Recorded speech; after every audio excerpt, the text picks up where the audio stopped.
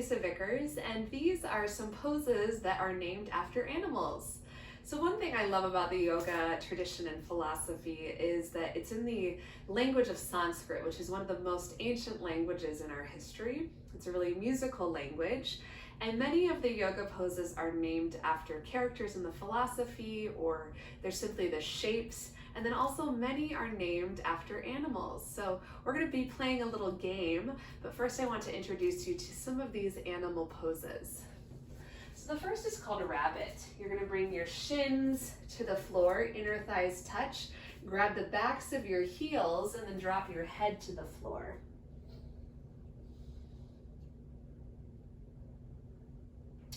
From here in rabbit, you can widen your knees slightly and then walk your fingertips forward. This is child's pose, and it's also sometimes referred to as sloth. All right, slide forward onto your hands and your knees so your shoulders are stacked over your wrist creases, your hips over your knees. Drop your belly, lift your heart and your tailbone. This is cow pose. And the opposite of cow pose is cat pose. So you're gonna round through your upper spine like a scary Halloween cat and look towards your belly button. So again, cow pose, your belly descends towards your mat, your chin might look up. And then cat pose, round behind your heart.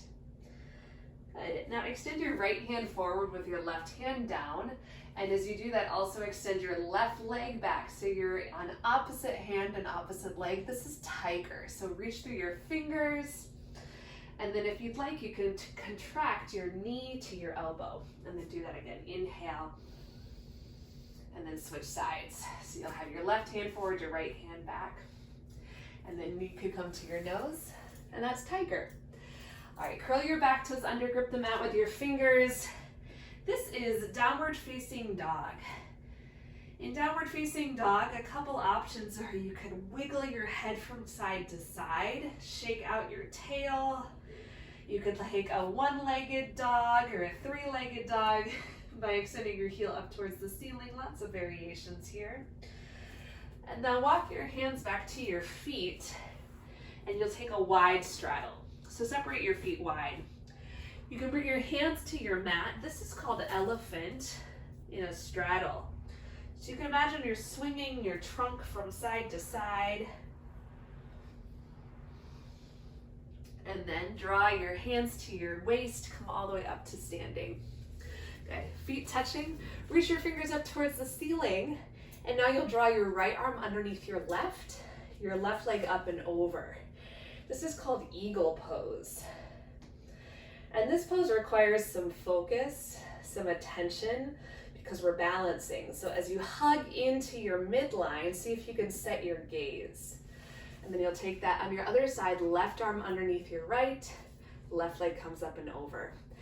So a really familiar pose to many of us is tree pose. You'll balance on one leg and bring the sole of your foot to your inner thigh or your calf or your ankle. And so even though this isn't an animal pose, lots of animals live and play in trees. So you could take that as well. All right, we're gonna come back to our belly in Cobra Pose. Cobra Pose, your legs are extended behind you, about hip distance apart. Elbows are slightly bent, and then drag your chest towards the top of your mat. If you'd like, you could look up. Good. In a low lunge, walk your right foot forward, and then you're gonna straighten that right leg back.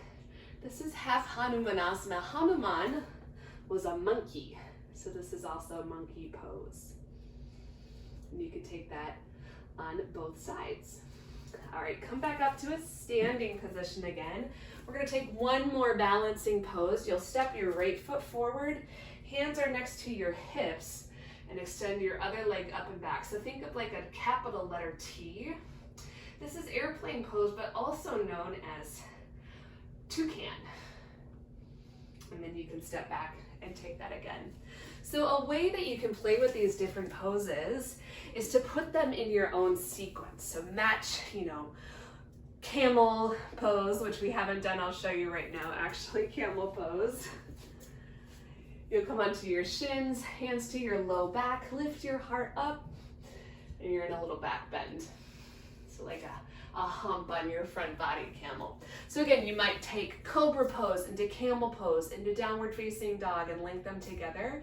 You could also play a name game where each child comes up with their own pose. Maybe it's one that we just saw, maybe it's their own, and you link them together by also learning each other's names.